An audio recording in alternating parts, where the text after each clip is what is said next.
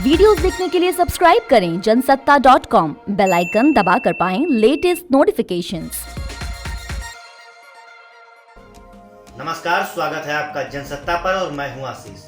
Corona virus के कहर से दुनिया पस्त है, लेकिन इस समय कोरोना संकट के बीच एक और नई बीमारी ने दस्तक दे दी है, जिसके चलते अब तक करीब 2800 पिग्स की मौत हो चुकी है।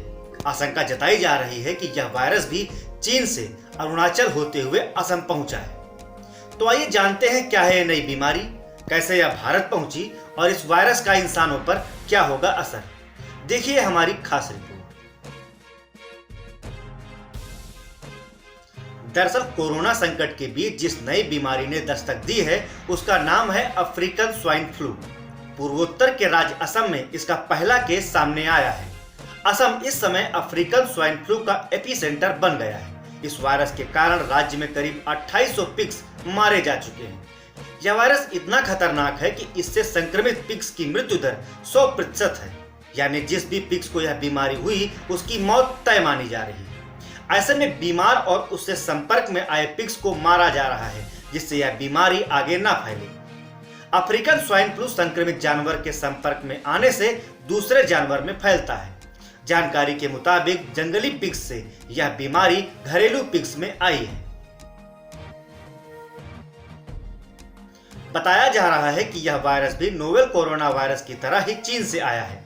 अफ्रीकन स्वाइन फ्लू के कारण चीन में 2018 और 20 के बीच में करीब 60% पिग्स की मौत हुई थी। यह फ्लू पिछले साल अप्रैल में चीन के सिजांग से शुरू हुआ था। ऐसे में यह आशंका है कि अफ्रीकन स्वाइन फ्लू का वायरस पहले अरुणाचल प्रदेश पहुंचा और फिर असम में आ गया। हालांकि एक दावा यह भी है कि अफ्रीकन स्वाइन फीवर का पहला मामला 1921 में केन्या और इथियोपिया में आया था। फिलहाल अभी तक की जांच और रिसर्च कहती है कि अफ्रीकन स्वाइन फ्लू इंसानों को नहीं होता।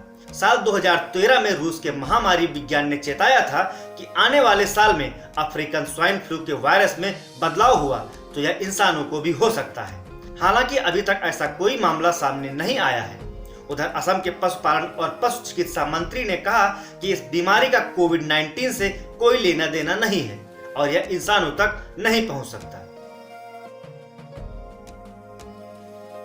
आपको बता दें कि अभी तक अफ्रीकन स्वाइन फ्लू का कोई इलाज संभव नहीं हो पाया है। ऐसे में संक्रमण को फैलने से रोकने के लिए बीमार पिग्स को मार दिया जाता है। हालांकि कई देश इसकी वैक्सीन बनाने में जुटे हुए हैं, लेकिन उनको अभी तक सफलता हाथ नहीं लगी। वहीं इस मसले पर असम के मुख्यमंत्री सर्बानंद सोनोवाल ने पशु चिकित्सा और वन विभाग को अफ्रीकन स्वाइन फ्लू से राज्य के पिग्स को बचाने के लिए एक व्यापक रोड मैप बनाने के लिए ICAR के नेशनल पिग रिसर्च सेंटर के साथ काम करने के लिए कहा है। साथ ही अफ्रीकन स्वाइन फ्लू के बढ़ते प्रकोप को देखते हुए एक एक्सपर्ट टीम का गठन भी किया है। तो ये थी कोरोना संकट के बीच बढ़ते अफ्रीकन स्वाइन फ्लू पर हमारी रिपोर्ट। आपको हमारी यह रिपोर्ट कैसी लगी हमें बताएं कमेंट बॉक्स में। साथ ही साथ देश और दुनिया से जुड़ी बाकी की खबरों के लिए बने रहे जनसत्ता के साथ।